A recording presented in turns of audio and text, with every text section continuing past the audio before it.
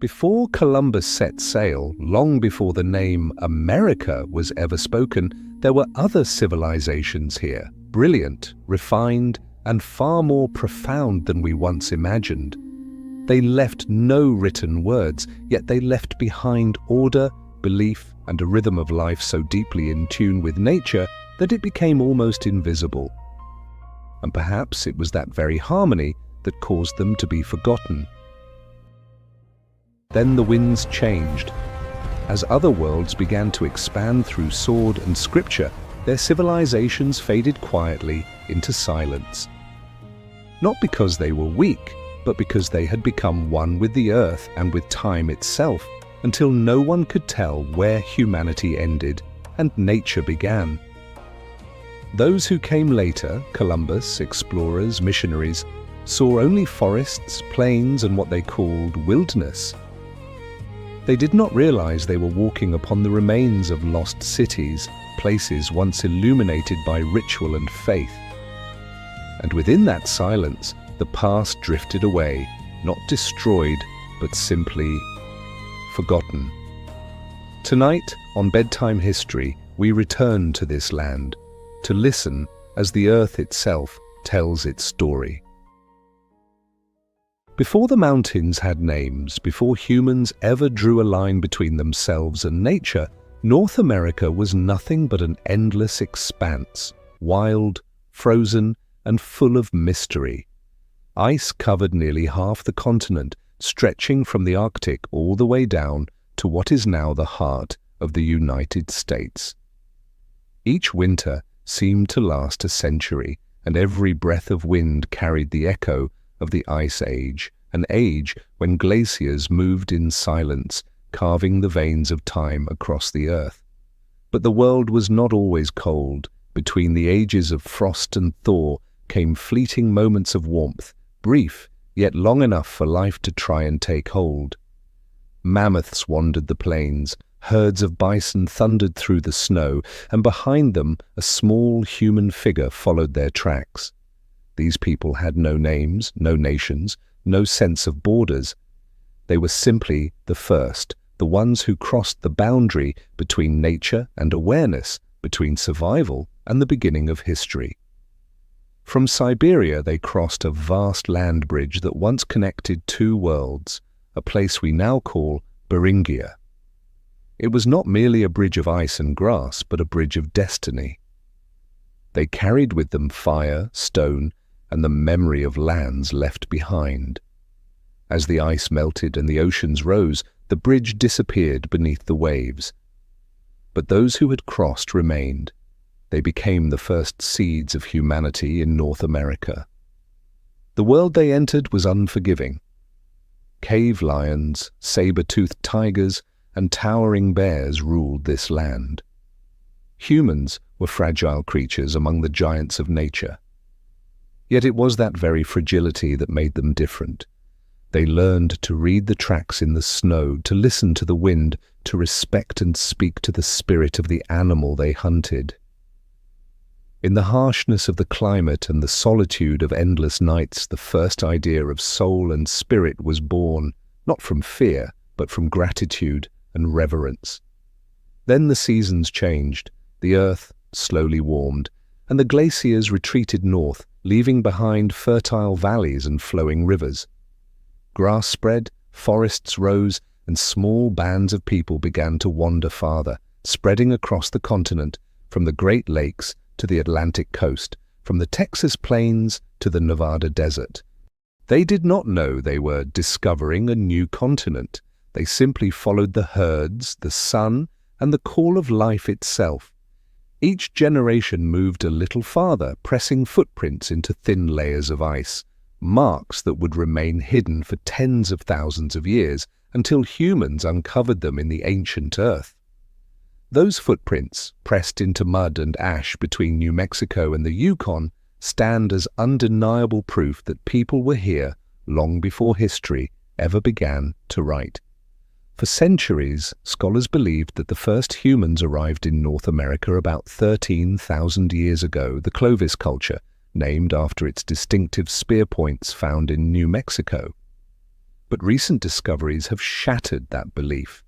At Monteverde in Chile, wooden tools and traces of ancient fires date back nearly 18,000 years.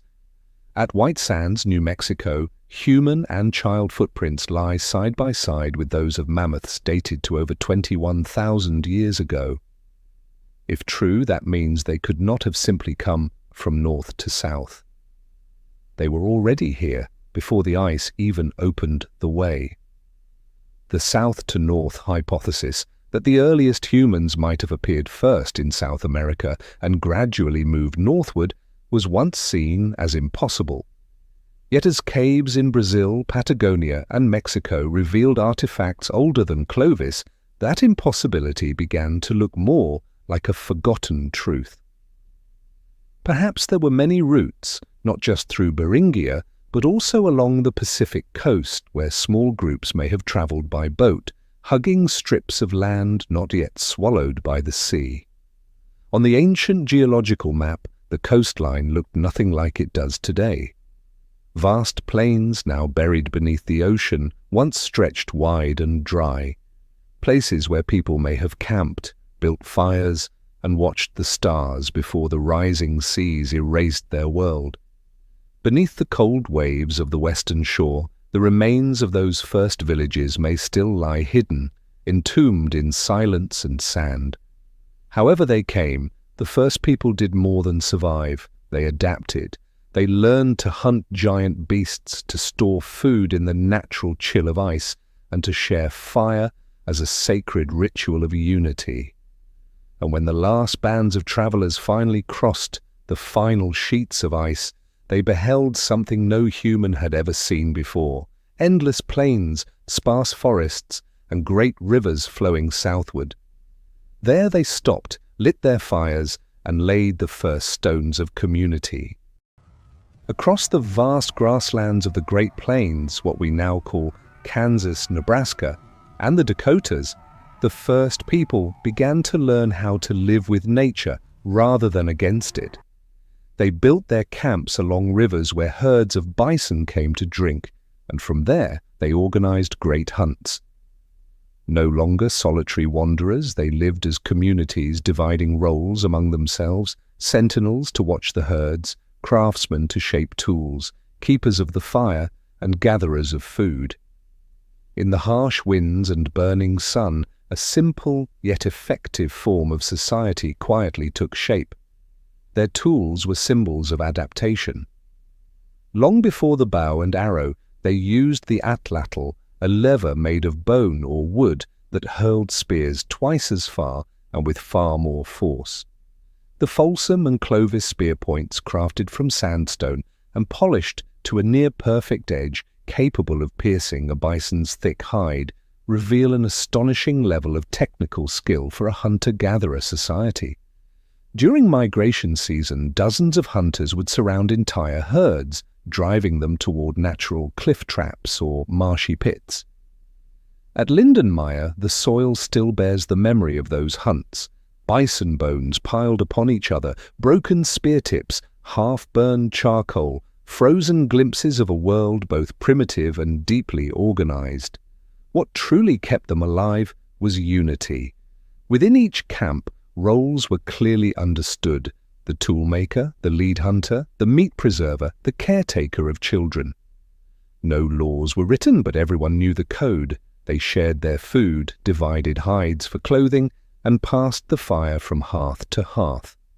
In a land ruled by cold and drought, it was that sense of community that gave them strength, a form of early social cohesion that laid the groundwork for the tribal cultures that would one day define the plains. As centuries passed, the world grew warmer, the grasslands expanded, and the great herds moved with the seasons. The plains people followed, carrying their own language of marks and symbols, etched onto bone, stone, and wood, to trace their paths and hunting grounds. From makeshift camps they began to create semi-permanent settlements, wooden frames covered with animal hides, food storage pits, and stone hearths fixed in place. When they began to plant small patches of corn, squash and beans near their camps, they discovered something revolutionary, that the earth could sustain them longer than a single season. It was the quiet birth of agriculture, a small invention that would shape the destiny of humankind. The artifacts left behind at Folsom, Cooper's Ferry, and Lindenmeier are more than tools. They are traces of structured thought, of strategy, of deliberate survival. In them, we see the first seeds of society, where humans no longer merely reacted to nature, but began to plan, to cooperate, and to remember. From those windswept plains, the foundation of North America's future cultures was laid, not in stone walls or written words, but in order, discipline, and the shared memory of a people. Amid the vast green plains of the American Midwest, where the Ohio and Mississippi rivers meet, a form of architecture, unlike anything else in the world, began to rise. Upon the flat, mirror-like earth, massive mounds of soil were built layer by layer, precisely measured, deliberately shaped into circles, squares, and graceful curves that seemed to follow the paths of the stars. This was no coincidence. Someone had measured, calculated, observed the heavens, and then transformed that celestial knowledge into the language of the land. When the first European explorers encountered the thousands of earthen mounds scattered across the Ohio Valley, they could only name their creators the mound builders. But behind that simple label lay a continuum of cultures spanning more than 2,000 years. The Adena people, beginning around 1,000 years before Christ, were the first to raise circular burial mounds. They chose sites near rivers, layering earth with charcoal, shells, and stone, as though each material represented one of the elements of their world: water, fire, earth, and air. Inside the Adena mounds, archaeologists have found human remains placed in fetal positions, accompanied by copper ornaments and carved stones, signs of a society already structured, ritualistic, and aware of hierarchy. From this foundation, around 200 years before Christ, the Hopewell culture blossomed. They were master architects of earth. Their geometric earthwork stretched for hundreds of meters, aligned with perfect right angles, often oriented toward the rising sun or the brightest constellations of the season. Some of their circular formations matched the lunar cycle in circumference, evidence of an astronomical understanding far beyond what Europeans once believed primitive peoples could possess. They left behind intricate artifacts, copper ornaments, fine pottery, obsidian blades, and seashells carried from the distant Gulf Coast, revealing a vast network of trade spanning thousands of kilometers. The Hopewell understood that knowledge itself was power, and that to align one's world with the sky was to bring order to the earth. There is no evidence that the Hopewell built cities or empires. Instead, they seem to have been a network of communities united by a single philosophy, that humanity exists within the great turning of the cosmos, and that the earth can be written as a reflection of the heavens. In this world, science and spirituality were one. Ritual was also mathematics. When the sun rose precisely on the solstice horizon and its rays passed through the centers of two earthen circles, it was not merely an event. It was a moment when humanity felt perfectly placed within the cosmic order. Today, the mounds of the Adena and Hopewell appear only as gentle ripples across the fields, yet they remain the opening lines of a new chapter in North American history. From Hopewell's star-measuring wisdom, greater centers would one day emerge. Places where the earth no longer only mirrored the sky, but became a symbol of power, ceremony, and civilization. And at the heart of that path, one place would rise above them all: a great city of earth, where the order of the cosmos was transformed into the order of humankind. Around the year 1050 after Christ, at the confluence of the Mississippi, Missouri, and Illinois rivers, a city of earth rose, a metropolis larger than any other in North America at the time. Cahokia, the name later given to it, spanned more than 13 square kilometers and was crowned with hundreds of hand-built earthen mounds. At its height, the city may have held between 20,000 and 40,000 people, more than London or Paris in the same era. From every direction they came, from the Great Lakes, from the Ohio Valley, even from the distant shores of the Gulf of Mexico. Cahokia was not merely a place to live, it was a center of ceremony, trade, and power, the beating heart of the Mississippian world. At its core stood Monk's Mound, a colossal pyramid of earth rising about 30 meters high, stretching more than 300 meters in length and nearly 240 in width, built from over 700,000 cubic meters of soil.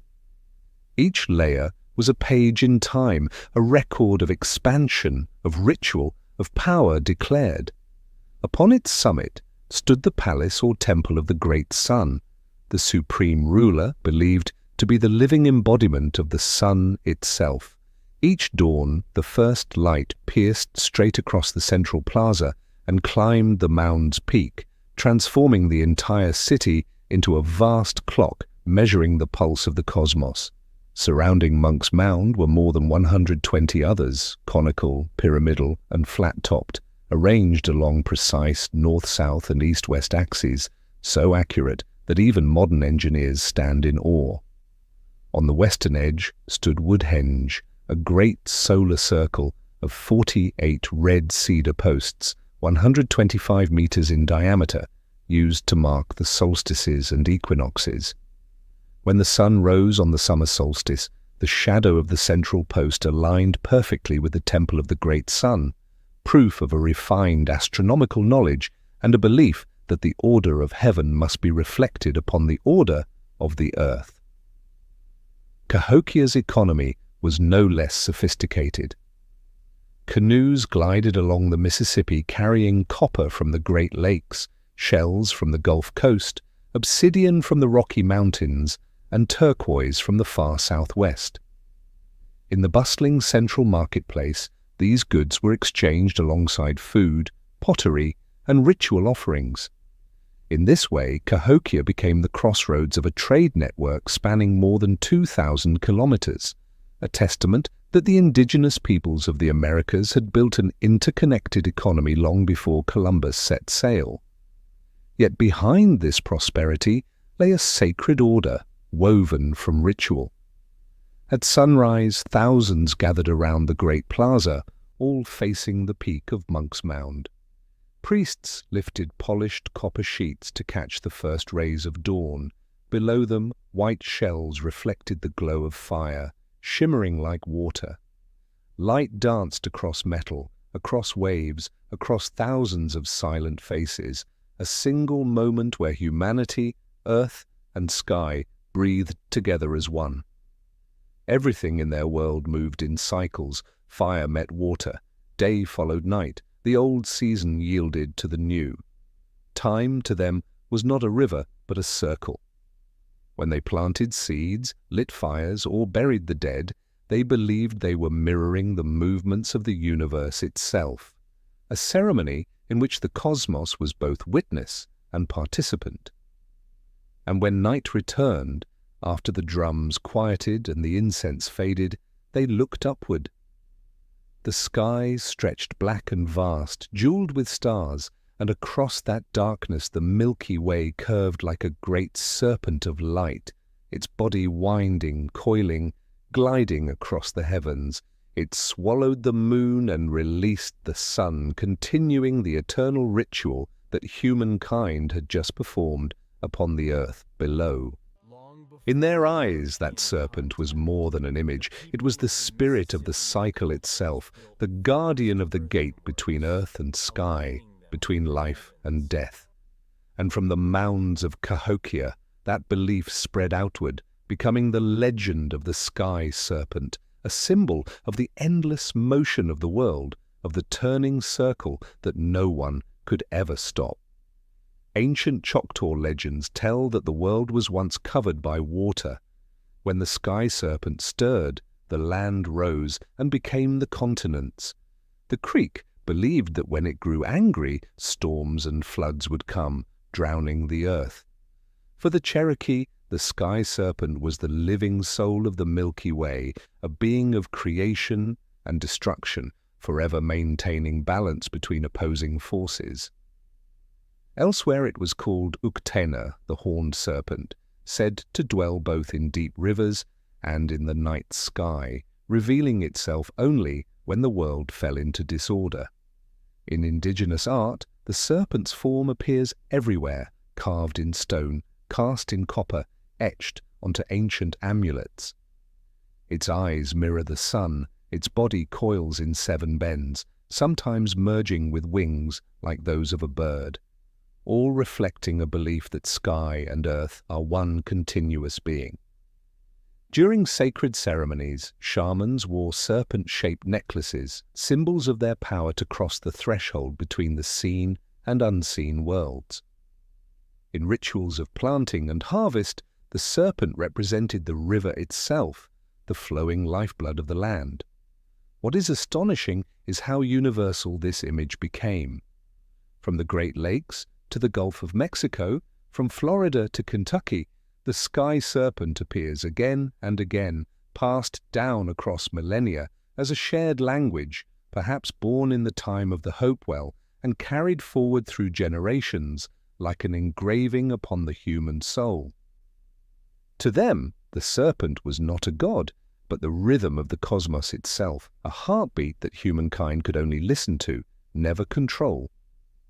Imagine a summer night thousands of years ago. A shaman stands atop a mound, torch in hand, his voice a low chant rising into the wind. Below him the villagers stand in silence, gazing upward. The Milky Way glows bright across the sky, curving and twisting like a luminous serpent. In that moment, all of them feel the same thing, that they are alive within the very pulse of the universe. Today, as archaeologists and anthropologists trace the serpent's path across the continent, they marvel at an inexplicable unity. Hundreds of different peoples, separated by vast distances, all drawn to a single vision, the serpent of the sky. And perhaps that is why, in the rolling hills of southern Ohio, where those legends converge, there exists a place where humans carved the sky serpent not into memory, but into the living earth itself. On a gentle ridge overlooking the valley of Brush Creek, it lies coiled, nearly half a kilometer long, its body bending in 7 graceful curves, its open mouth poised as if to swallow a great earthen moon. Modern people call it the Great Serpent Mound, but for those who once lived upon this land, it was more than a monument. It was a prayer carved into the earth, a message written to the sky. From above, its form is astonishingly precise, as if guided by the heavens themselves.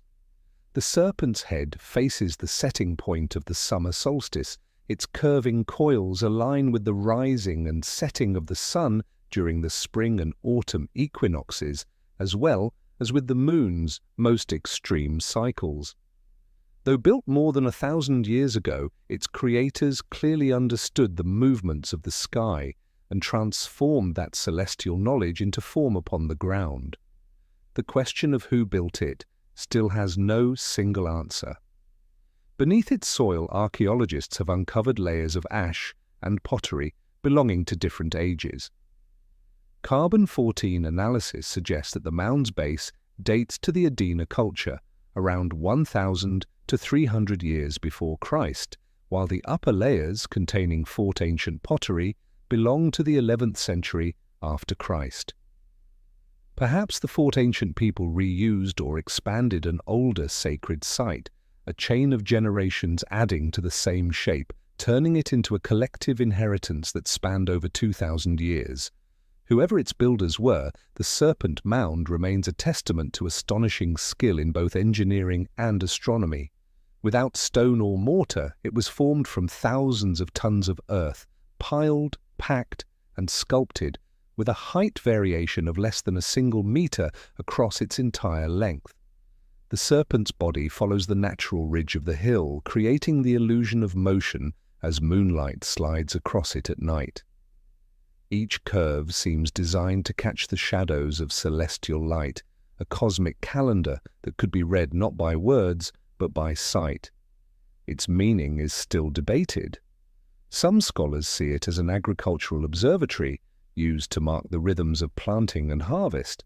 Others believe it was a celestial memorial commemorating the passage of a comet or an ancient eclipse. Yet whatever its purpose, it reveals something profound, that ancient people did not need writing to record time. They wrote it in shape, in light, in earth itself. After the serpent mound, earthen structures of symmetry and alignment began to appear throughout the northeast, circles, causeways, and geometric formations precisely oriented to the sun and moon. From this great serpent, the idea of cosmic form seems to have taken root, a sacred model through which later circle builders continued the language of the heavens, transforming astronomy, ritual, and order into the architecture of belief. For the ancient peoples of northeastern America, the world was never just the ground beneath their feet. Every breath, every life, every death was part of a sacred order, a universe divided into two halves, the realm of light and the realm of shadow. The sun was the eye of the sky spirit, illuminating the upper world. Beneath the soil lay another domain, deep, damp, and filled with mystery, where souls dwelled after leaving the body. Between these two realms, humanity existed as a traveler, forever walking the threshold between light and darkness, between waking and dreaming, between life and death. At the heart of their belief was the sun, the supreme source of life, symbol of order, power, and rebirth. Each dawn was a new creation of the world, each sunset the opening of the gate to the underworld. The ancient shamans taught that the sun never truly died, it merely journeyed beneath the earth, carrying light into the world of shadows, and returned with the coming of morning. This eternal cycle shaped their faith in resurrection. Death was not an ending, but a return. The great earthen mounds of the Adena, Hopewell, and Mississippian cultures all reflect this worldview. Many were aligned east to west, mirroring the sun's path across the sky. Some were built in two levels, the upper for the living, the lower for the dead, where the soul began its descent into the underworld. When the deceased were buried, they were often laid on their sides facing east, as though waiting for the first light of the new day to awaken them. During funerary rites, the living did not wail, they sang. Their songs were said to guide the soul through darkness, like a canoe drifting down the river of night. This dual faith was also bound to the rhythm of the seasons.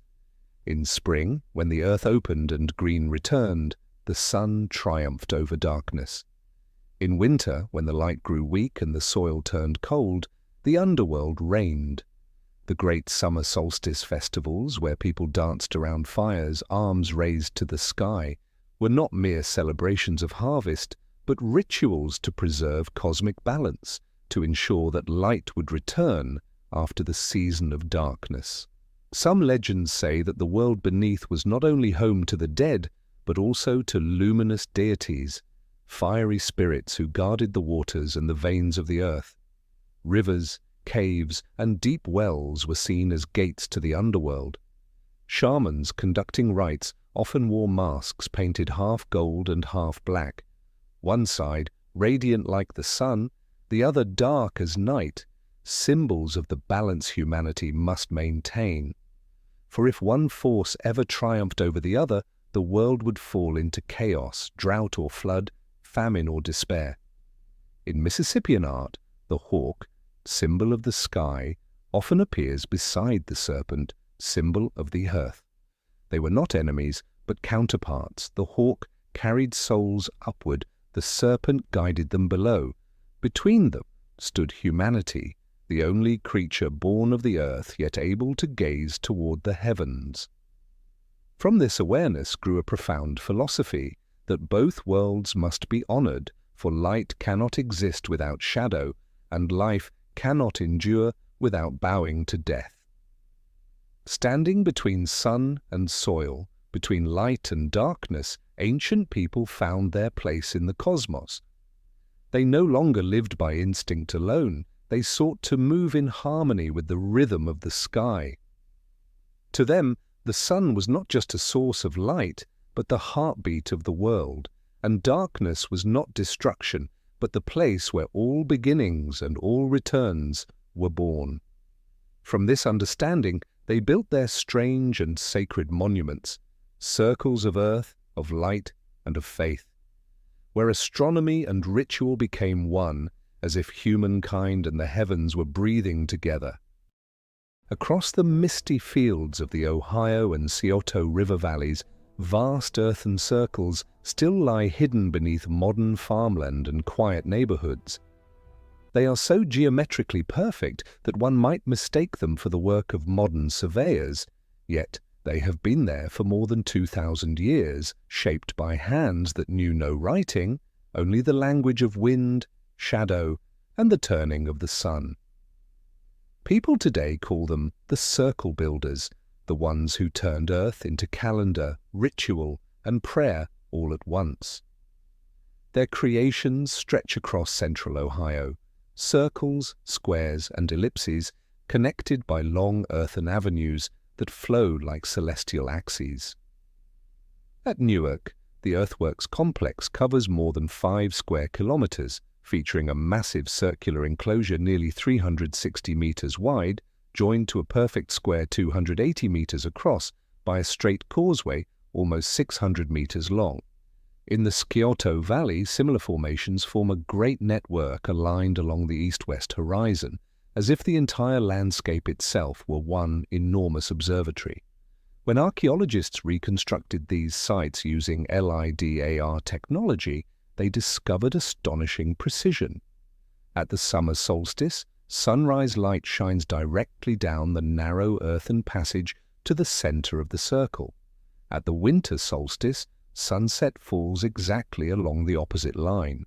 Modern measurements reveal a margin of error of less than half a degree, a level of accuracy almost inconceivable for a society without metal, compasses, or wheels.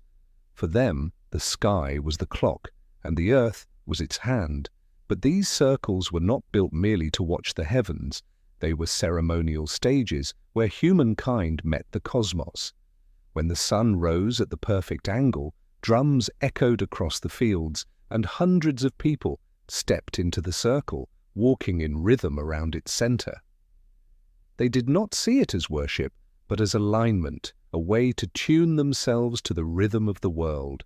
Seasons, hunts, birth, and death all followed the same orbit of light. Knowledge for them did not live in books, but in motion. What is most mysterious is the consistency.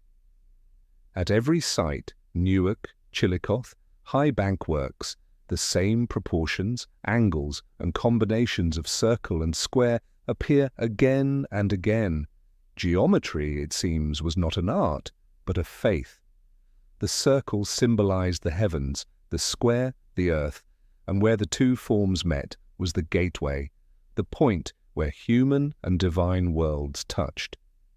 Within these patterns lies a quiet philosophy, that the order of the universe could be rebuilt by human hands, through earth, through ritual, through the belief in the perfect repetition of time. Though many of their works were ploughed under, forgotten, or destroyed over centuries, the outlines of their circles still remain faintly beneath the soil, enduring shadows in the memory of the land itself. And from this ground, the idea of order and cycle would take new shape, growing into a society where astronomy, faith, and power would merge into one. A new order that measured not only the heavens, but humanity itself, according to the same divine rhythm, the Mississippian order. Along the broad, winding waters of the Mississippi, from Illinois to Alabama, a new civilization rose from the legacy of the circle builders. No longer small riverside communities, These were planned cities where politics, religion, and economy flowed together as one. They are known today as the Mississippians, the people of the river. The great river did more than feed them. It shaped their very soul, layered, fluid, and cyclical, just like its current. Between the years 800 and 1500 after Christ, hundreds of ceremonial centers appeared along the river's course. Each was a self-contained world, organized around a central plaza and crowned with flat-topped pyramid mounds that held temples, the homes of rulers, or ritual spaces. Around them spread the homes of the people, storehouses of corn, and intricate canals that guided the flow of water. From above, their cities resembled sacred networks, with every path leading toward the heart, where the sun was worshipped and order was maintained. This was the first society in North America to clearly define social classes. At the summit stood the great sun, both a political leader and a divine representative of the gods. Beneath him were nobles, priests, warriors, commoners, and slaves. This hierarchy was not imposed by law, but seen as a reflection of the cosmos, the sun above, the earth between, and the world below, where souls returned. No written code was needed. Belief in the cosmic cycle was the law itself. The Mississippians ruled not by force, but through ceremony. When the sun reached its zenith, the people gathered in the plaza. Priests burned incense, and the ruler appeared cloaked in feathers, his face painted red and black, the colors of day and night, of life and death. Together they reenacted the sun's journey across the sky, reminding all that the order of the universe and the order of society were one and the same. In that moment, thousands knelt toward the east, the direction of returning light, as if breathing in unison with the heavens. Behind these rituals lay a sophisticated and interconnected economy. The Mississippi served as the continent's great artery. Copper from the Great Lakes, flint from the Ozarks, shells and turquoise from the Gulf, all flowed into great centers such as Etowah, Moundville, and Spiro. The Mississippians developed advanced agriculture, cultivating corn, squash, and beans in harmony with the sun's cycle. They built dikes, terraces, and irrigation canals to tame the river's floods and feed their people. They knew that if the harvest failed, the ritual would lose its meaning, and if the ritual faded, humanity would forget how to give thanks to the earth. Their art expressed this same philosophy. On pottery and ceremonial masks, serpents coil around hawks, humans transform into gods, and gods take human form.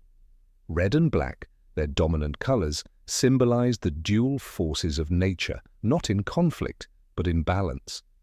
These were not decorations, but texts in clay, records of cosmic law written by hands that had no alphabet. The Mississippians did not create beauty for beauty's sake. They created to remember. Every pattern was a prayer, every vessel a map of the sacred order. Each hand that carved clay affirmed the same truth. The universe required humanity to keep rhythm, through labor, through ceremony, through gratitude to the sun, the earth, and the waters. And through the river all things moved. Offerings, beads, copper, and shells drifted downstream like messages of a living faith. The Mississippi became more than a trade route. It was a spiritual artery, where commerce was ritual, and exchange was the way humanity extended the order of the cosmos across the face of the earth. The Mississippi River, something no one could own and nothing could destroy, kept the Mississippian legacy in motion.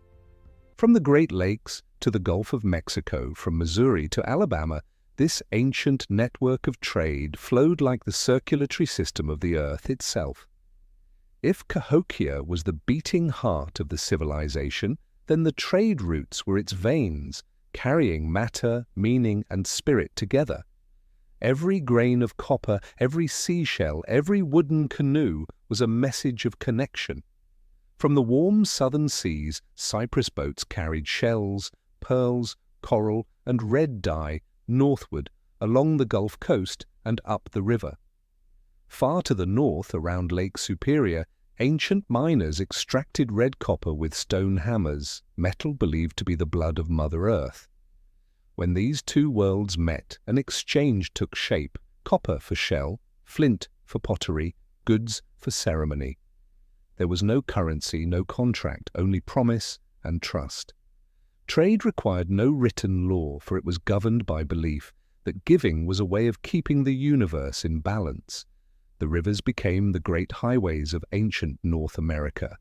The Mississippi, Ohio, Tennessee, and Missouri linked together to form one of the most powerful natural transport networks in the ancient world. Along these waters, goods traveled with languages, rituals, and stories. From the south came pearls and Gulf shells. From the north, copper, chert, and rare feathers. Artifacts from the Appalachians and even the Rocky Mountains have been found in burial mounds across Illinois and Tennessee, evidence of an invisible highway that connected the continent thousands of years before Columbus. River markets were the centers of social life. Traders met shamans, potters met hunters, and rituals mingled with commerce. Trade was not only the exchange of goods, it was the exchange of ideas, an invisible web of spiritual and cultural flow. A carved wooden mask from Florida would appear as far north as Wisconsin. A shell etched with the serpent and hawk motif of the Gulf would rest in a noble's grave in Ohio. These objects were not merely traded, they were carried like talismans, like promises that the universe remained united by unseen currents. Maintaining such a network was no easy task. Each season, the river shifted its course. Traders had to learn to read the stars, the wind, and the song of the current. Without maps, they navigated by memory and symbol.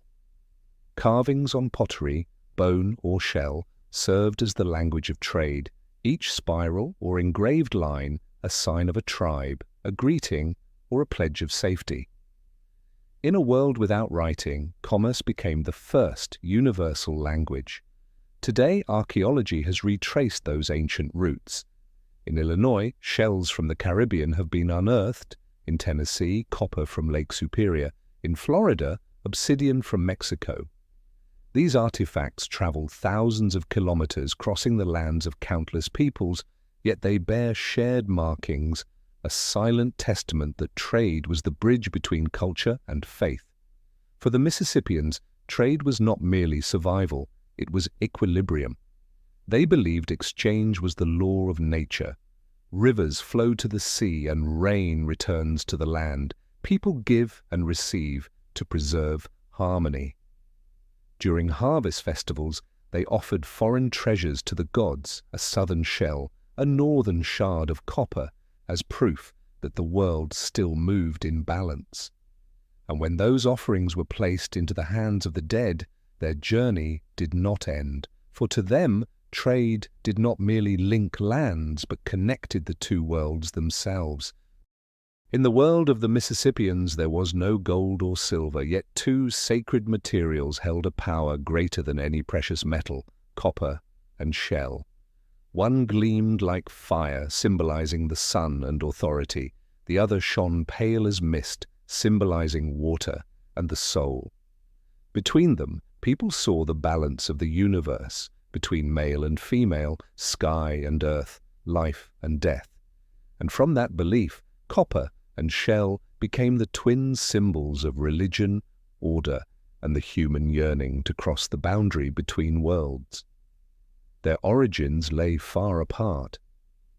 In the cold caves around Lake Superior, ancient miners had worked some of the oldest copper mines on Earth, traces of fire and stone hammers still etched into the walls. The rough copper was separated by fire and quenched by water, then beaten until it glowed like dawn. The Mississippians believed copper was the breath of Mother Earth, a substance transformed only by sacred flame and therefore filled with the power of the heavens. Each sheet of copper was not mere wealth, but a mirror of the cosmos, sunlight trapped within metal. Upon those shining sheets, artisans carved images of hawks, masked figures, and serpents coiling around discs, not for decoration, but to retell sacred stories. Many such artifacts were found in noble tombs, copper plates placed upon the chest of the dead, beside shells, feathers, and stones, offerings for the soul's passage through the gate of the underworld. To them, the metal did not die with the body, it guided the light back to the sky. Shells, the remnants of the sea, came from the distant Gulf of Mexico, traveling thousands of kilometers upriver. When they reached the great centers, artisans shaped and polished them into necklaces, pendants, and ceremonial bowls. On their gleaming surfaces they carved suns, hawks, and waves, the symbols of life and rebirth. In ritual, shells held sacred water, poured over the soil during planting, or used by priests to cleanse their hands before ceremony. Shells were the voice of water, the element that linked humankind to the underworld, where all things begin. The two sacred materials often appeared together in the ritual of sun and water. When light struck a copper plate and reflected onto a white shell, it marked the moment when two worlds met. The shaman lifted both high, praying for harmony, rain and wind, fertile harvests, and the safe rebirth of the departed. In the tombs of chiefs, copper and shell always rested side by side, the balance of the cosmos made visible, fire and water, heaven and earth, life and death in perfect accord.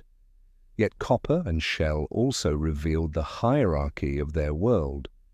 Only the chosen could wear copper or possess shell. They were marks of status, symbols of loyalty. When a ruler gifted a copper plate or a string of shells, it was not a simple offering, it was a covenant, sometimes a treaty between tribes. A small copper sheet could represent peace, a chain of white shells could sanctify marriage or alliance. As time passed and the trade routes weakened, copper and shell became scarce. Without their sacred materials, the rituals faltered. People tried to replace them with clay or bone, but nothing reflected light like metal or sea. The sun lost its mirror, and water lost its voice. And when the last copper plates were buried with the dead, an era ended, the age when the world's balance was kept through the union of fire and water. Yet from those ashes, a new order took root. In the south, where the Tennessee and Alabama rivers meet the sea, small chiefdoms began reviving the old rites in their own ways. Not empires, but flexible kingdoms bound by marriage, warfare, and ceremony. Their rulers still wore feathered crowns, still worshipped the sun, but among forests and plains, they had learned to live closer to the earth.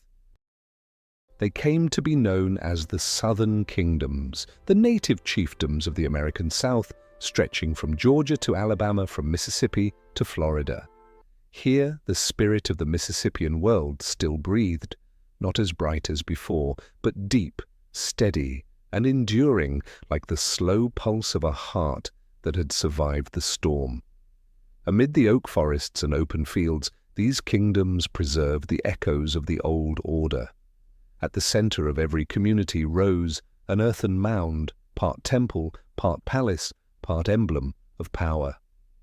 Atop it sat the ruler, not merely a chief, but one believed to carry the spirit of the divine. They bore many titles, great son among the Natchez, Miko among the Creek, and chief priest among the Choctaw. Below them were nobles, priests, warriors, and commoners, a smaller, more adaptable reflection of the Mississippian hierarchy, reshaped by time and necessity. What sustained these kingdoms was not military might, but alliance and ritual. Bonds between tribes were woven through marriage, through the exchange of sacred objects, and through oaths carved upon white shells. The Creek allied with the Yuchi, the Choctaw traded with the Chickasaw, and the Natchez, the closest heirs of the ancient Mississippian heartland, continued to worship the sun, believing their ruler to be the child of light itself. When war came, they carried not only weapons but the symbols of their gods, for to them battle was also ceremony, a sacred test of balance. One remarkable feature of the southern kingdoms was their matrilineal rule. In many nations, power did not pass from father to son, but from a ruler to his sister's child, the female line seen as the true source of life, fertility, and renewal. In their world, woman was the vessel of the divine, the living earth from which both gods and people were born. Through this system, power never stagnated. It flowed, cycling like the setting and rising sun, like the turn of dry and wet seasons. That rhythm of rotation made their societies resilient, firm, yet flexible against the chaos of change. Confederate councils were still held along the banks of the Alabama and Apalachicola rivers. Elders sat around the fire, smoking the peace pipe, speaking of harvests, disputes, and the bonds between nations. There were no thrones, no written laws, only consensus.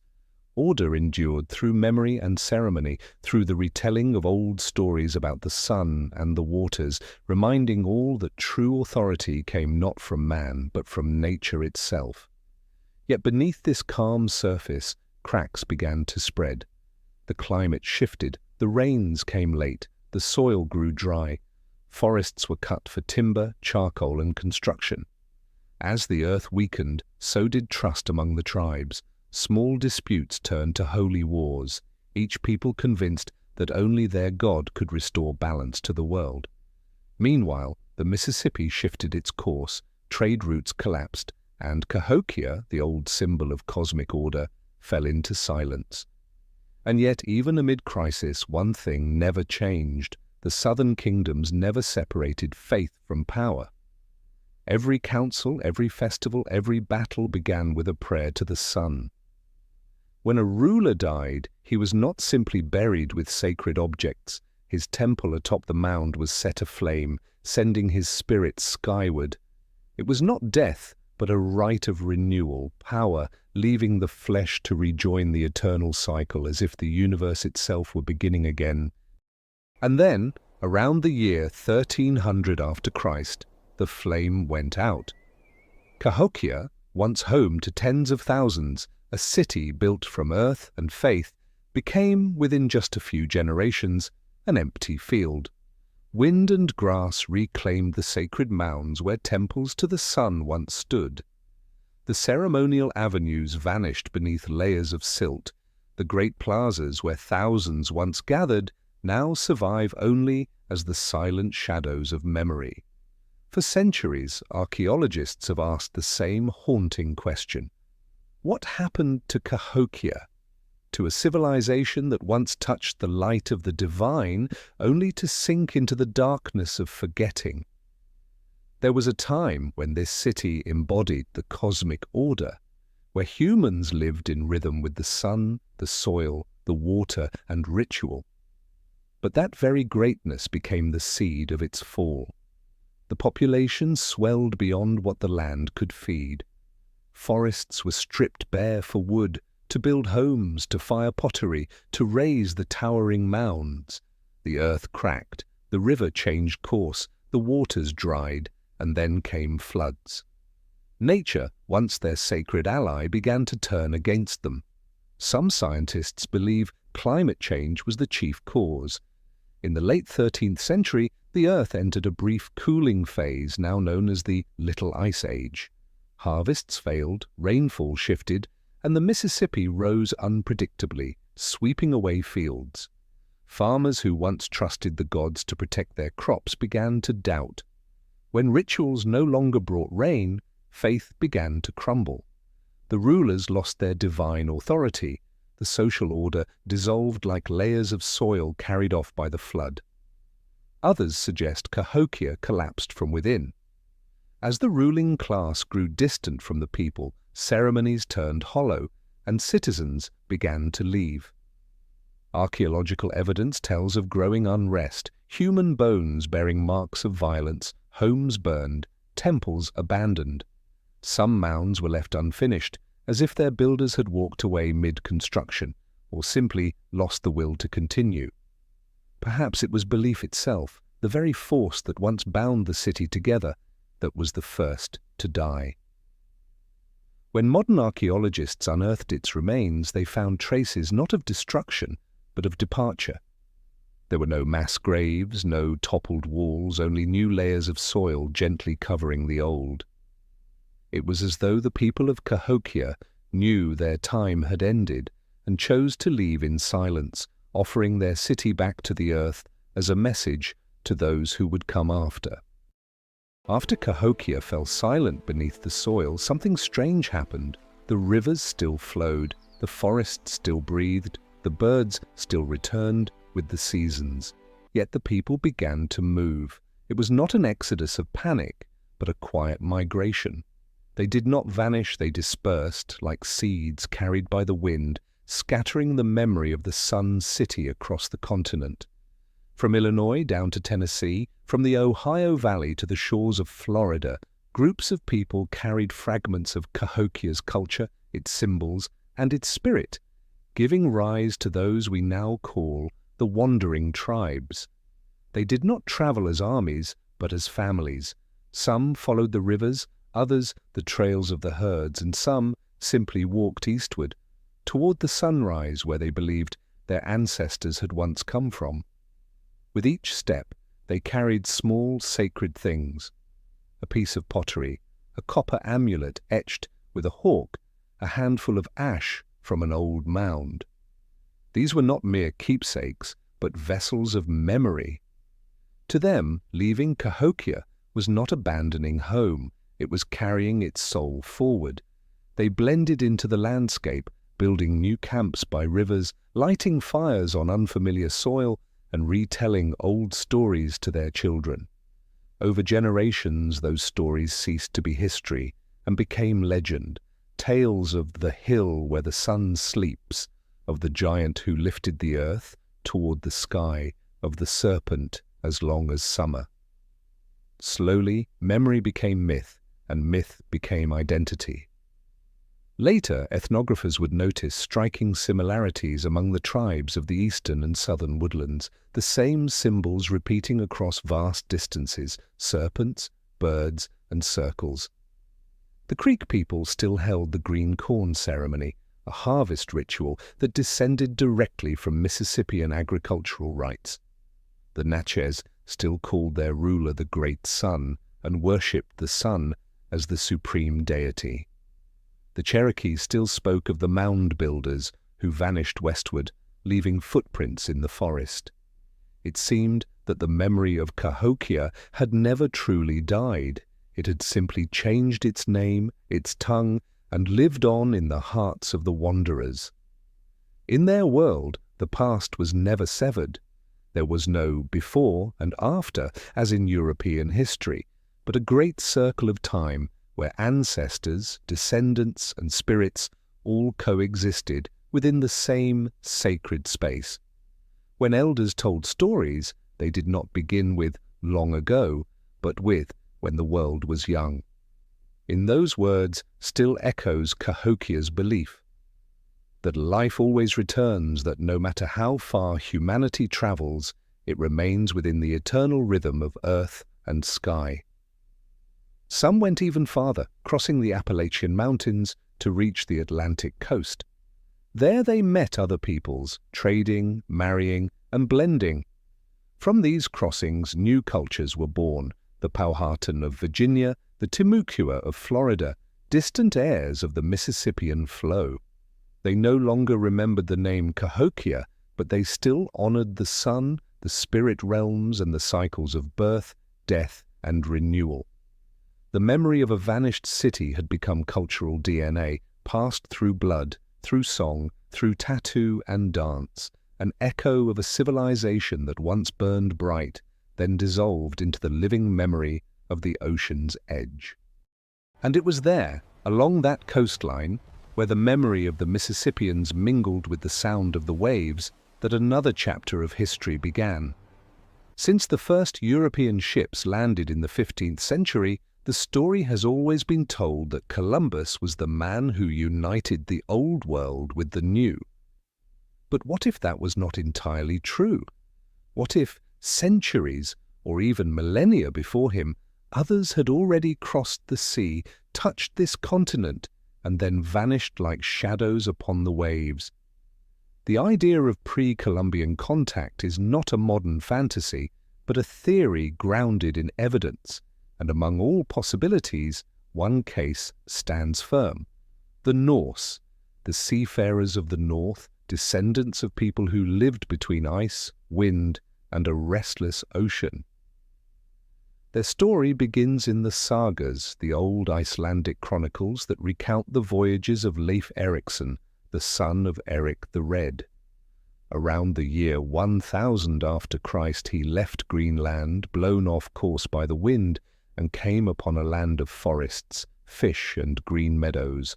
They called it Vinland, the land of wine.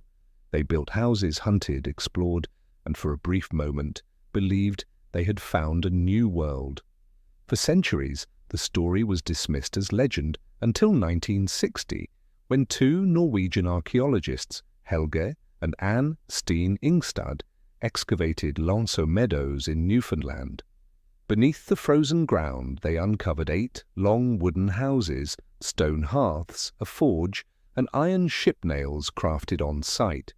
Radiocarbon dating placed them between the years 1000 and 1020, more than 4 centuries before Columbus ever set sail. It was undeniable proof the Vikings had crossed the Atlantic and set foot in the Americas. They stayed only a short while, long enough to work iron, repair ships, and perhaps trade with the local people the sagas called the Skraelings, likely ancestors of the Beothuk. But the encounters soon turned violent. The chronicles describe exchanges of furs and milk, followed by clashes that forced the Norse to retreat to Greenland. Vinland, whether because of harsh weather, sparse population, or simply the absence of gold, never became the promised land they hoped for. They departed, leaving their silent wooden dwellings behind, swallowed by mist. Yet one question remains: where exactly was Vinland?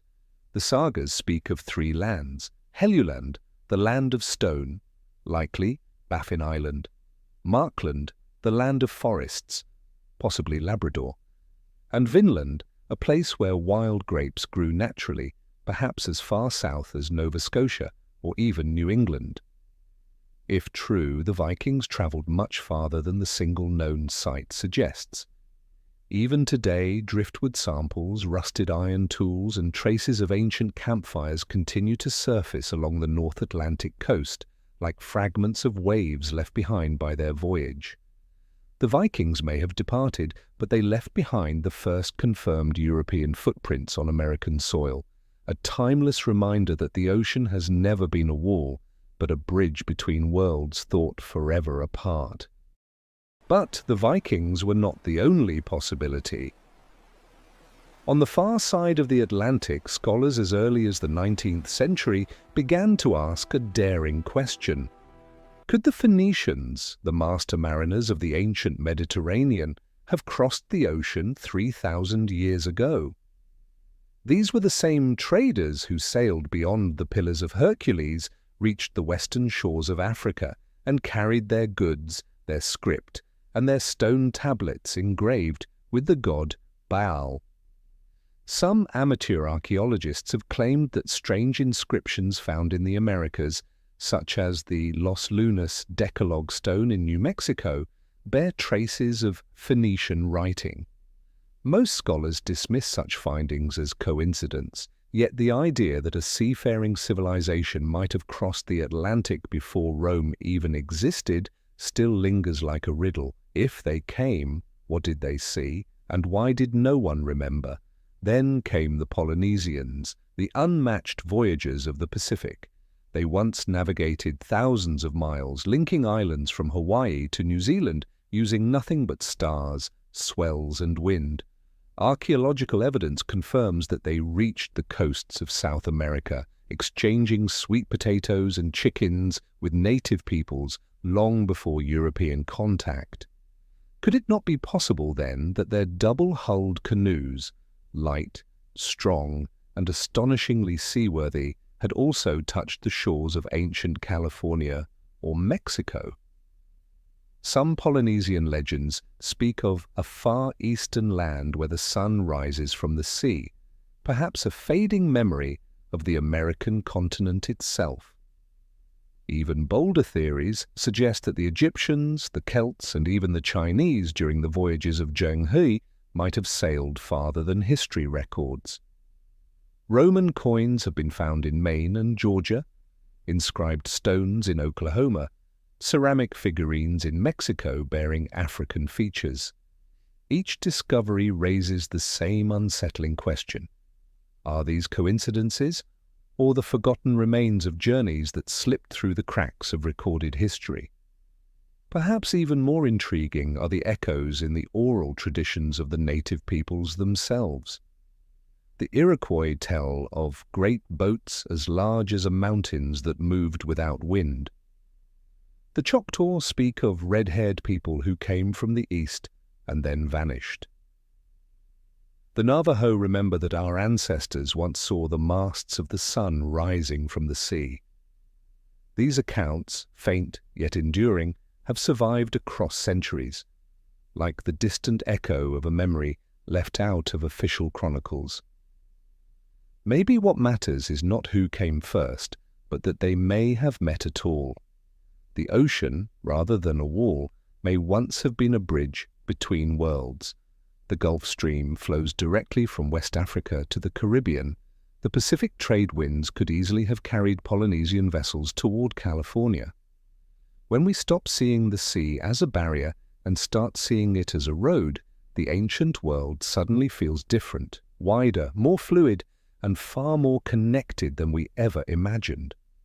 Perhaps long ago civilizations we think of as isolated, Egypt and Mesoamerica, Phoenicia and Polynesia, once gazed upon the same horizon, their ships crossing beneath the same sun before both vanished into the mist of time. And sometimes history does not leave only waves behind, it leaves marks. For if the sea is the path of memory, then the land is where that memory is carved into stone. Scattered across North America, among the mossy woods of the Appalachians, on granite hills in Minnesota, and across the dry deserts of New Mexico, stand stones carved with strange markings. Their letters belong to no known native tongue, nor do they fit neatly into the alphabets of Europe. It is as if, in the dim mist of forgotten centuries, other travelers once set foot here, leaving their messages in stone before vanishing back into the sea. Real or forged, accidental or deliberate, they endure these stubborn stones, standing against time and doubt, forcing us to wonder whether the history of America has been rewritten more than once. Among the most famous is the Kensington Rune Stone, unearthed in 1898 in Minnesota by a Swedish farmer named Olof Oman. On its 90-kilogram granite face is a runic inscription describing a group of 8 Swedes and 22 Norwegians on an expedition in 1362. It tells of men who travelled from Vinland to the west, camped beside a lake, and lost 10 of their number, killed by the natives. The message ends with a plea, a VM, save us from evil. Ave Maria, save us from evil. If authentic, it would mean Norse explorers returned to the continent 4 centuries after Leif Erikson, but scholars remain divided. Many dismiss it as a 19th-century hoax crafted by Scandinavian settlers seeking to honor their ancestors. Others note that the language and form of the runes match 14th-century styles with uncanny accuracy, too sophisticated perhaps for a farmer with no formal training. After endless tests, the Kensington Stone still hovers between archaeology and legend, too plausible to reject, too improbable to confirm. Far to the southwest, the Los Lunas Decalogue stone in New Mexico raises another question. On its dark basalt surface are 10 long lines of inscription that resemble ancient Hebrew, arranged in the form of the 10 Commandments. Some have claimed it to be the work of early Israelites or Phoenicians, Mediterranean seafarers who may have crossed the ocean carrying the words of their God inscribed in stone. Most archaeologists disagree, suggesting it could be the work of later settlers or mere coincidence. Yet the parallels persist. Across the continent, echoes multiply. In Oklahoma, the Heavener runestone bears Old Norse characters. In West Virginia, an unclassified inscription remains undeciphered. In southern Canada, geometric carvings etched deep into granite align eerily with constellations, like a stellar map drawn for the gods. To the native peoples, such stones were not foreign curiosities. Their legends speak of strangers who carved signs upon the rocks and followed the sun. In certain Algonquian tongues, the word for those who came from the sea carries not a geographic but a sacred meaning. Visitors from another world, not invaders, but messengers. Perhaps these carvings were not marks of conquest at all, but memories of meeting, of the first moment when two lines of human memory crossed. Across many ancient cultures, carving in stone was the most sacred act imaginable. Stone does not burn, drift, or decay. It is how humankind speaks to eternity. Whoever made these marks, be they Norse, Phoenician, or from a civilization yet unnamed, may have wanted only one thing: to be remembered. And when the markings are traced together, from Minnesota to New Mexico, from the Appalachians to the Great Lakes, a faint pattern begins to emerge, as if outlining the map of a forgotten network. Trade routes of copper and shell, paths of exchange and myth. A corridor once called the Copper Route, the ancient highway linking the heart of North America to those who came from the sea, where commerce and legend once flowed together like water and light.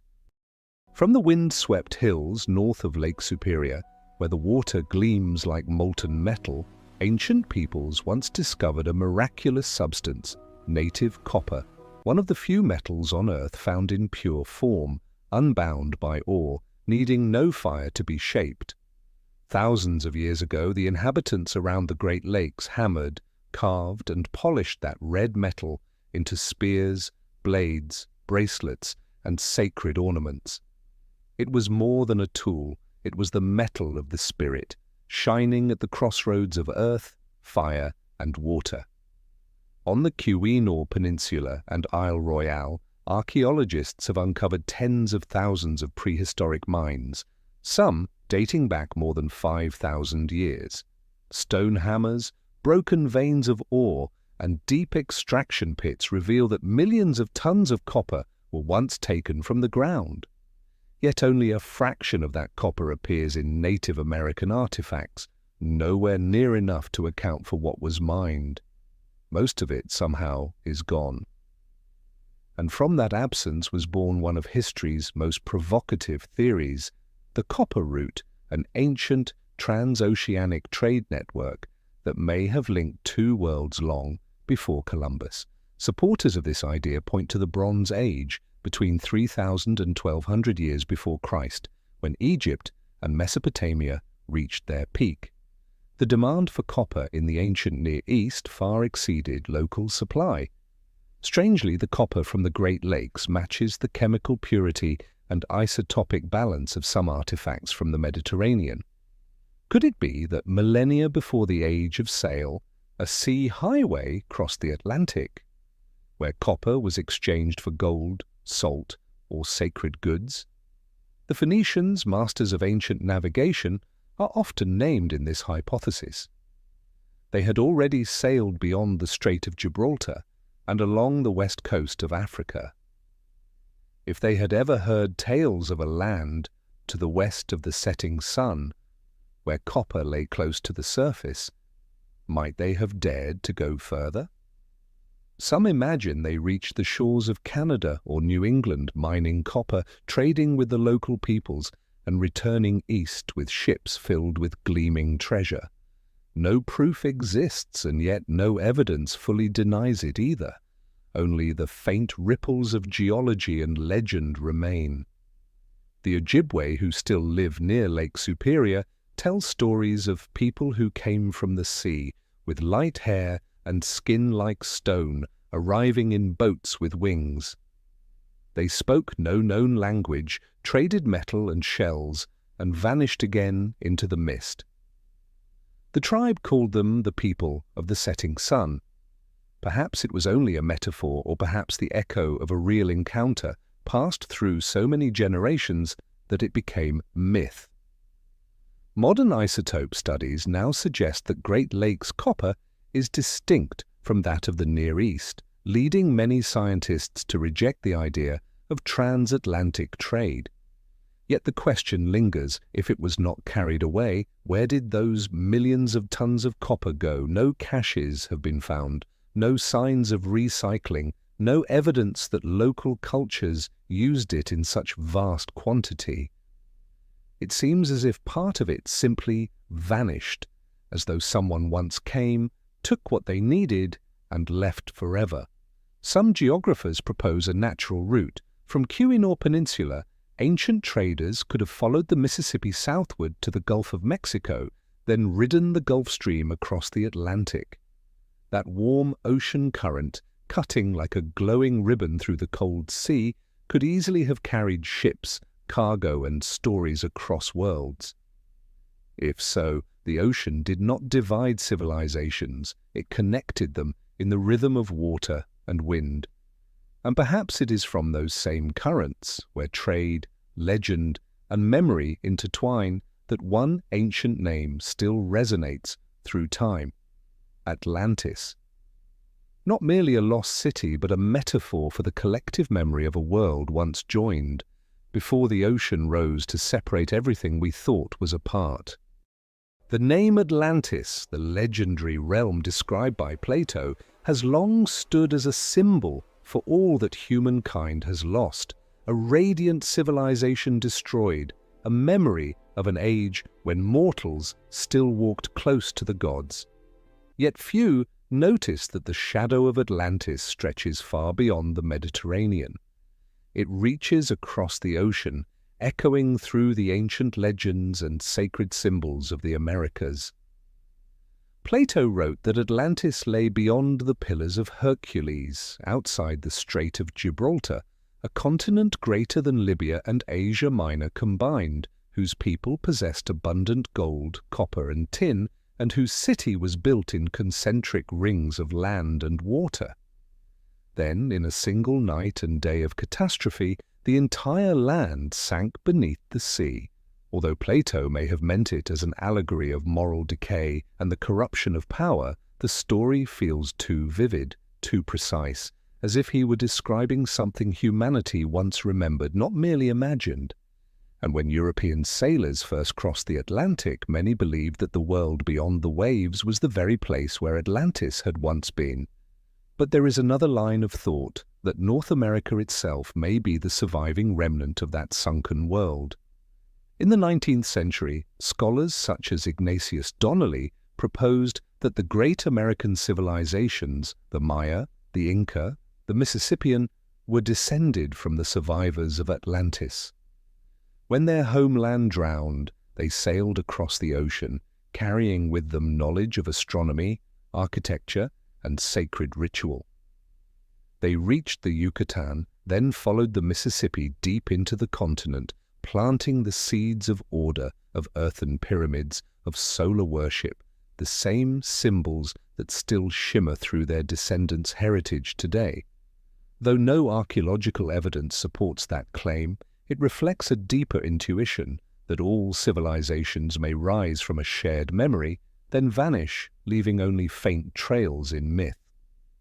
Curiously, many Native American stories also speak of lands swallowed by the sea. The Hopi tell of 4 worlds, 3 destroyed by water, fire, and ice. The Choctaw speak of the land the ocean reclaimed when people forgot the teachings of the sun. The Cherokee remember those who could fly, who once lived upon lands now beneath the waves. Different tongues, different faiths, yet one echo. Water once took back what the earth had given. When archaeologists found submerged formations beneath the Gulf of Mexico, aligned stone blocks and stair-like terraces buried in silt, the world was reminded of Atlantis again. Some believe these are the remnants of a civilization drowned during the Great Cataclysm at the end of the Ice Age, around 12,000 years ago, coinciding with the Younger Dryas, a sudden global freeze that melted glaciers, raised sea levels by over 100 meters, and erased countless coastal worlds. If Atlantis truly existed, perhaps it vanished with that upheaval, yet its memory of balance, of light, of harmony between humanity and nature may still resonate, whispering through rituals and social orders built around the sun and flowing water. Perhaps Atlantis is not beneath the sea at all, but within the collective memory of humankind, a symbol of the eternal longing to reconnect what has been divided. Man and nature, individual and community, present and past. And millennia later, among the northern forests of New York, where the Hudson River meets Lake Ontario, a new order would rise, humble yet profound, one that would forever change how humanity understood itself. It was not an empire, it was not a kingdom, it was a union, a great alliance of peoples who called themselves Haudenosaunee, the people of the Longhouse. That Longhouse was more than a shelter. It was a philosophy, many nations living under one roof, distinct yet united, debating without destroying, bound together by dialogue rather than domination. From 5 great nations, the Mohawk, Oneida, Onondaga, Cayuga, and Seneca, emerged the Iroquois Confederacy, one of the oldest functioning democracies on earth. Power here did not rest in a single ruler, but in the voice of a council. Every important decision required consensus after long discussion, and women, especially the clan mothers, held the authority to choose and depose the male chiefs. According to Iroquois oral tradition, this confederacy was born not from conquest, but from a message of peace. Long ago, the land was torn by endless tribal warfare. Battles fought over honor, hunting, and revenge. Then came a man known as the peacemaker, a messenger of balance. He carried not weapons but symbols, an ear of corn, a fish, and a bundle of arrows tied together, representing sustenance, life, and strength in unity.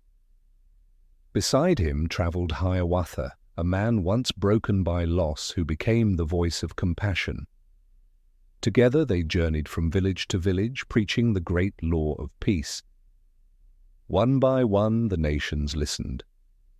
The Mohawk, Oneida, Onondaga, Cayuga, and Seneca buried their weapons beneath a great white pine tree so that its roots might spread in all directions, a sign that peace would take hold deep within the earth. From that moment, the tree of great peace became the living spirit of the Confederacy. Later, a 6th nation, the Tuscarora, joined the Union, forming what would be known as the 6 Nations, a network of stability and cooperation that shaped the political landscape of northeastern North America for centuries. Their political structure was astonishingly sophisticated. Each nation maintained its own council of elders and family representatives. From these, chosen leaders, called sachems, were sent to the Central Council of the Confederacy. There, every matter was debated until unanimous agreement was reached. There were no votes, no majorities. No one wins, no one loses, they said. If someone loses, peace is lost. It made decisions slow, but enduring. Once a consensus was reached, it could stand for generations. Equally remarkable was their matrilineal system. Lineage passed through the mother, and women held the power to appoint and remove chiefs. The clan mothers preserved memory, mediated disputes, and ensured that leadership remained accountable to the people. In Iroquois society, women were not on the margins. They were the roots of authority, the keepers of balance. The great law of peace was more than a constitution, it was a philosophy of life. It rested on three pillars: peace, equality, and wisdom. Peace was the foundation, equality ensured that every voice was heard, wisdom demanded that every decision be made with foresight for the benefit of the seventh generation to come. This 7 generations principle still echoes today. Make every choice as though your descendants 7 generations hence will live with its consequences. It is a vision of responsibility linking people to land and present to future. To the Iroquois, democracy was not the right to speak louder than others. It was the duty to listen deeply. Every decision was a harmony of many voices, and if one instrument was out of tune, the whole song was wrong. True unity, they believed, did not mean thinking alike, but respecting difference within shared rhythm. Even today, the Haudenosaunee Confederacy endures, not as a state, but as a living spirit. Councils are still held. The great law of peace is still recited aloud, not written down, as it was in the beginning. And before every council, the same ancient thanksgiving is spoken. We give thanks to Mother Earth, to the waters, to the winds, to the fires, to those who came before, and to those yet unborn. It is more than a ritual. It is a declaration of civilization itself, a reminder that no democracy can survive without gratitude to the land beneath and to the time that sustains it. On a misty morning in 1497, as John Cabot's ship drifted into the cold northern waters off Newfoundland, English sailors wrote in their logs that they had sighted a vast, empty, uninhabited land. Thousands of miles to the south, when Christopher Columbus stepped ashore on a Caribbean island and raised his cross, he too believed he had discovered a terra nullius, a land belonging to no one. But they were wrong. This was not empty land. It was a living world, remembered, tended, and loved for tens of thousands of years. They simply did not know how to see it. When Europeans arrived, they carried not only sails, but an entire ideology.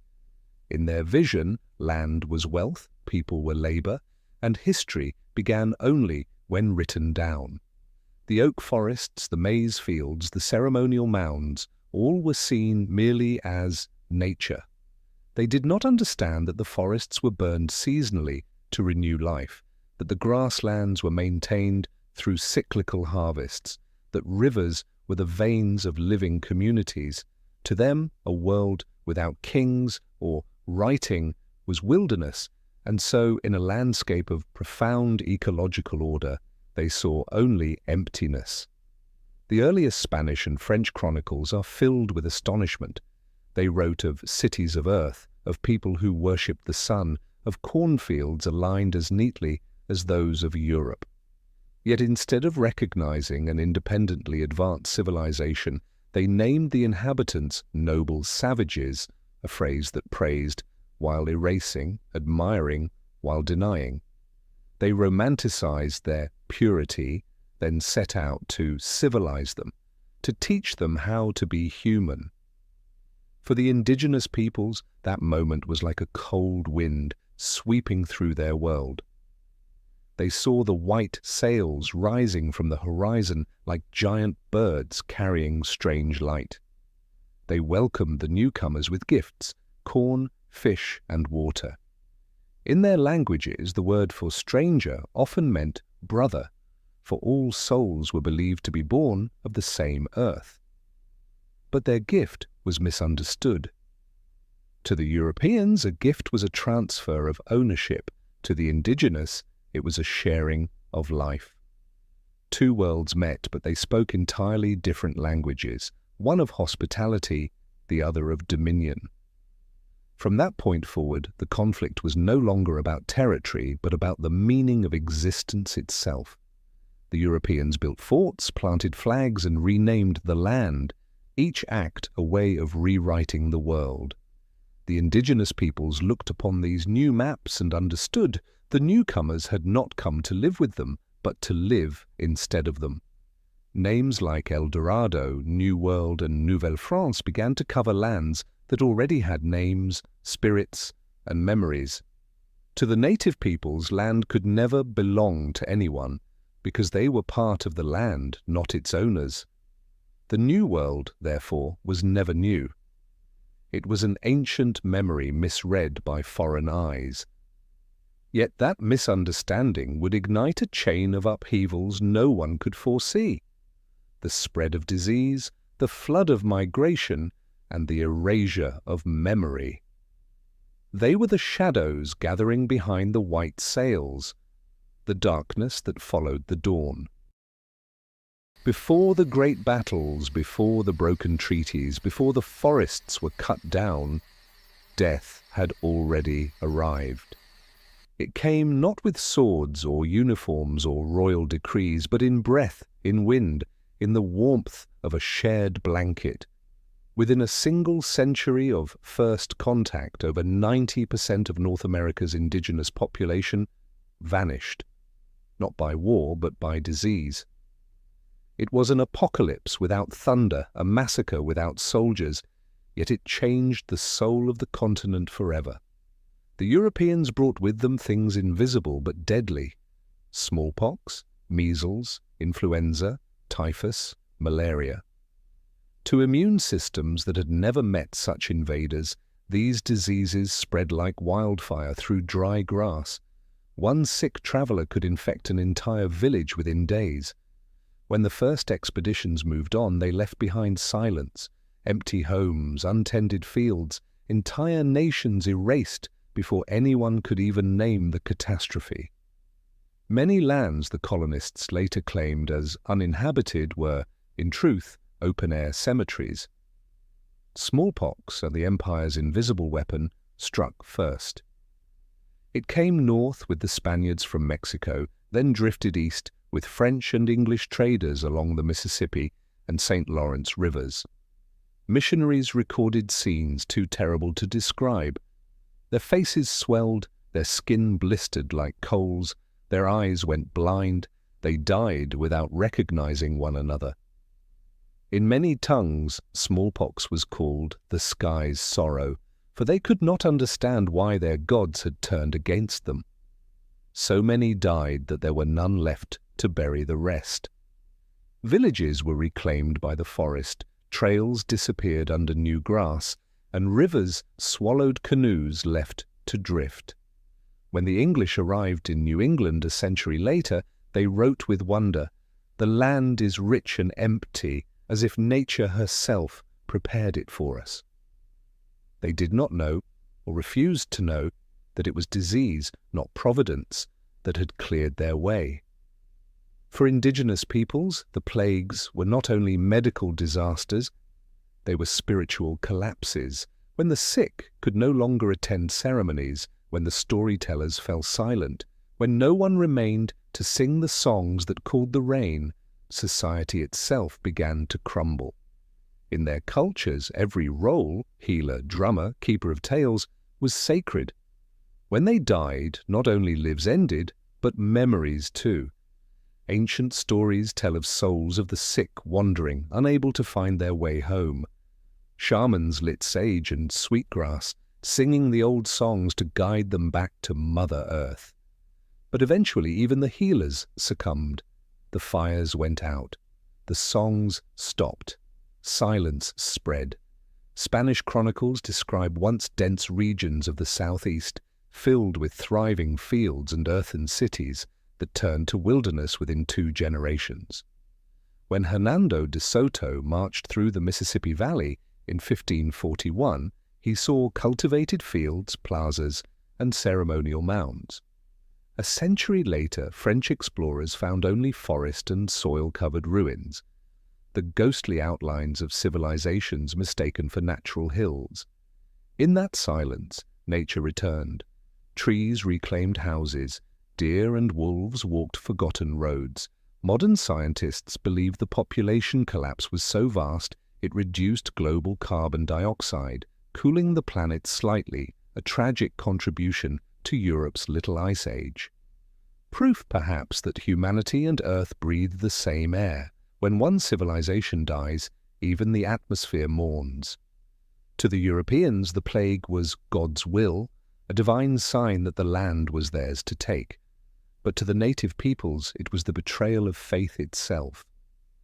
They had welcomed strangers as kin, and now the same hands that had offered food were burying the dead.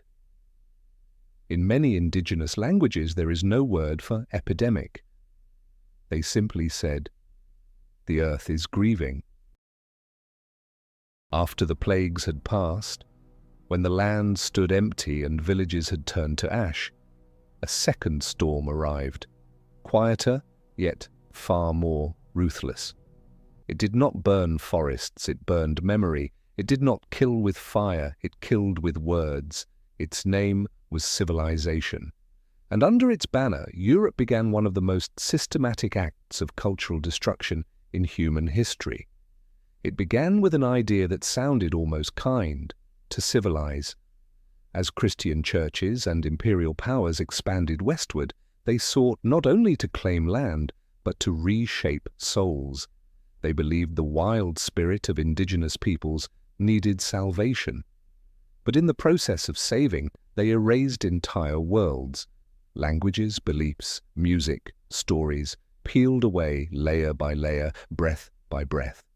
Children were taken from their parents and sent to boarding schools run by churches and governments. Their hair was cut, their clothes replaced, their names rewritten. Wovoka became William. Chenoa became Mary. Names that carried the voices of ancestors were erased from the roll calls. "Kill the Indian in him and save the man," read an actual motto of those schools.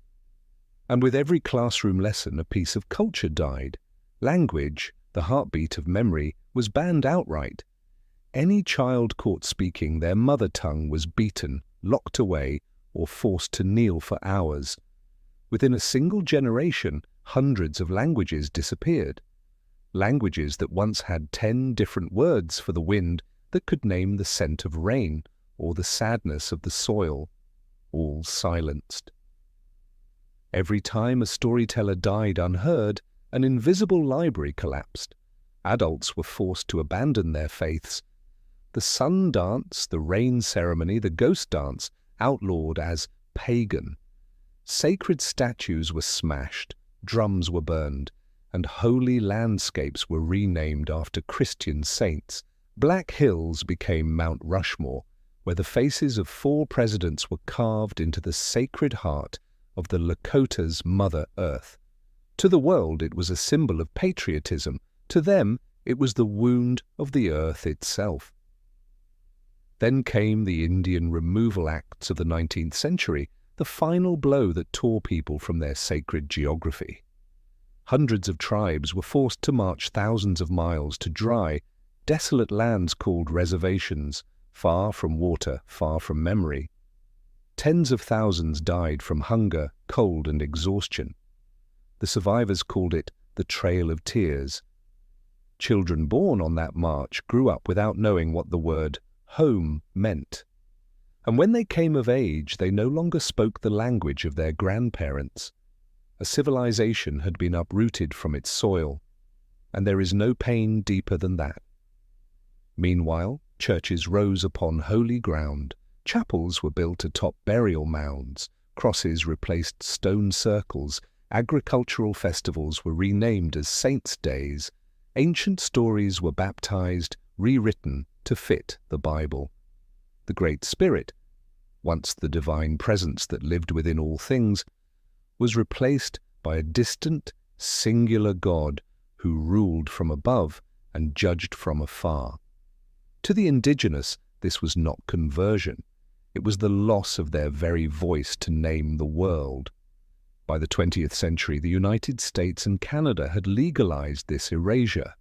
Reservations became instruments of control. Indigenous peoples could not leave without written permission, could not hunt on ancestral land, could not hold ceremonies without government approval. Everything that once defined them, their way of living, their way of thinking, their way of telling stories, was fenced in with barbed wire. An anthropologist once wrote, "When I entered the reservation, I did not find wilderness. I found silence. The kind of silence that follows after memory has been buried alive." The 21st century began not only with technology but with memory being restored. Beneath the quiet soil of North America, the past is rising again, no longer through legend, but through radar light, isotopic data, and strands of ancient DNA. After centuries of being dismissed as wilderness, science is now confirming what indigenous peoples never forgot, that this was once a world of order, intellect, and spirit. From the skies, electronic eyes, LIDAR, sweep over forests and plains, revealing circles, plazas, and ceremonial axes hidden for centuries beneath the earth. Under Illinois, networks of straight lines and concentric mounds show that Cahokia was not merely a large village, but a carefully planned city aligned with the cosmos, its avenues synchronized with the cycles of the sun. In Louisiana, Poverty Point emerges in satellite images as a series of concentric earthen rings, proof that 3,000 years ago the peoples of the Americas were already organizing space like engineers of both earth and heaven. New tools, isotopic analysis, ancient DNA sequencing, multispectral imaging, are redrawing the map of civilization. From Ohio to Alabama, hundreds of earthworks once blurred by farming have been digitally restored, revealing astronomical precision down to a single degree. Beneath moss in northern Canada, traces of round houses and copper artifacts uncover a network of technology and trade stretching thousands of miles. The entire continent, once thought fragmented, is reconnecting, as if Earth's own memory was sketching itself anew. Yet the most extraordinary rediscovery does not come from machines, but from the meeting of two ways of remembering.